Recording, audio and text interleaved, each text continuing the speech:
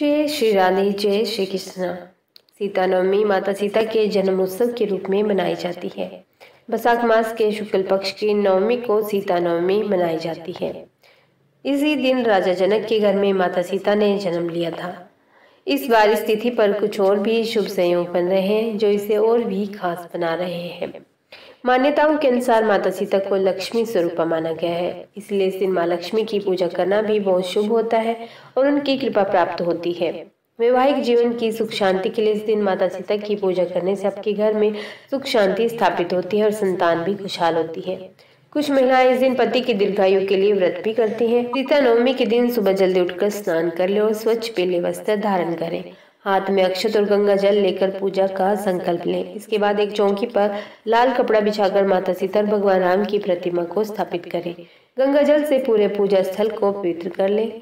माता सीता को सुहाग का सामान अर्पित करें। इसके बाद रोली, माला, फूल, चावल, धूप, दीप, फल और मिष्ठान से पूजा करें। गाय के घी से दीपक जलाएं और फिर माता की आरती उतारें। शाम के समय भी माता सीता की पूजा करें। फलों का दान जरूर करें। अगले दिन सीता माता को अर्पित की गई सुहाग की सामग्री किसी जरूरतमंद को दान कर दे या फिर आप मंदिर में दान दे दें। हिंदू पंचांग के अनुसार वैशाख माह के शुक्ल पक्ष की नवमी तिथि 16 मई 2024 दिन गुरुवार सुबह 6:22 पर शुरू होगी। वहीं 17 मई 2024 दिन शुक्रवार सुबह 8:48 पर इसका समापन होगा। इस कारण से सीता नवमी का त्योहार 16 मई को ही मनाया जाएगा। पौराणिक मान्यता है कि इस दिन माता सीता धरती की गर्भ से प्रकट हुई थी। इस कारण मनुष्य रूप में माता सीता की धरती पर प्रकट होने के दिन पर उनका जन्म दिवस मनाया जाता है। इस पावन दिन को सीता नवमी के अलावा जानकी नवमी के नाम से भी जानते हैं।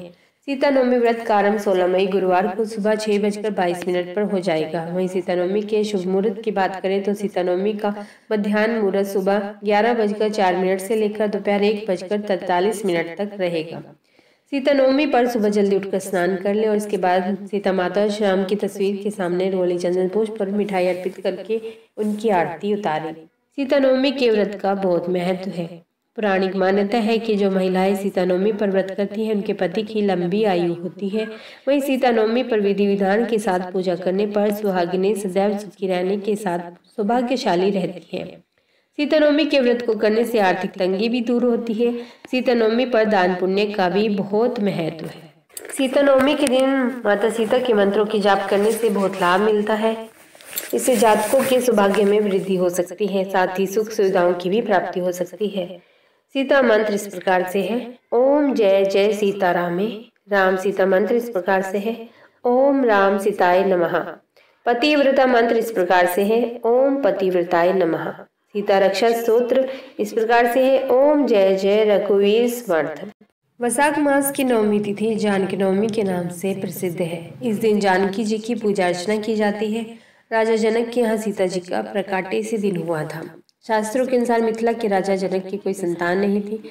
उन्होंने गुरु के आदेश के अनुसार संतान प्राप्ति के लिए यज्ञ करने की तैयारी शुरू की तो पहले यज्ञशाला बनाने के लिए हल से भूमि को समतल करना आरंभ किया।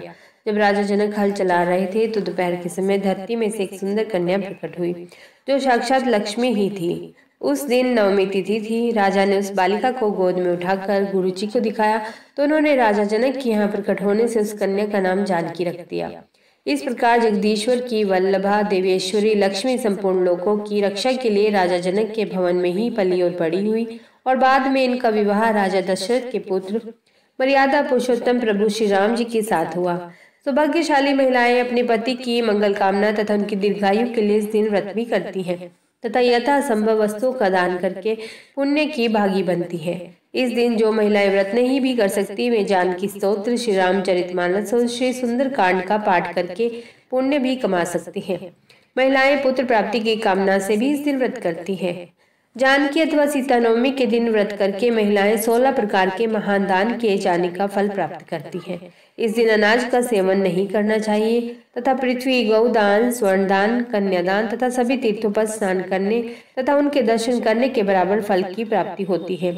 इस दिन जानकी जी का पूजन किया जाता है तथा उन्हें मौसम के अनुसार नए फलों का भोग लगाया जाता है। यह व्रत सब प्रकार के सुखों को देने वाला तथा सौभाग्यवर्धक है।